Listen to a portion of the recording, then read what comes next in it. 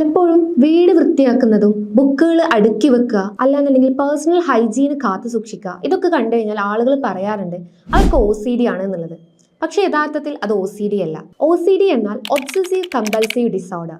ഇതൊരു മാനസികാവസ്ഥയാണ്. അതായത് ഒരു വ്യക്തി ഫ്ലോറിൽ അഴുക്ക് കാണുകയും അത് വൃത്തിയാക്കാൻ വേണ്ടിയിട്ട് ശ്രമിക്കുകയും പിന്നീടും അത് വൃത്തിയാക്കിയതിന് ശേഷവും അഴുക്ക് ഉണ്ടെന്ന് തോന്നുകയും പിന്നീടും അതേ പ്രവൃത്തി തന്നെ ചെയ്തുകൊണ്ടിരിക്കുകയും ചെയ്യുകയാണെന്നുണ്ടെങ്കിൽ ഇതാണ് OCD.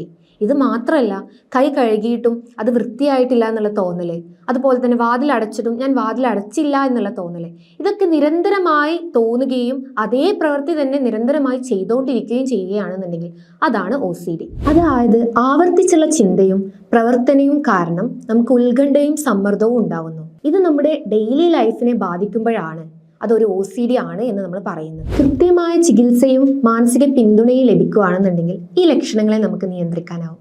Thank you.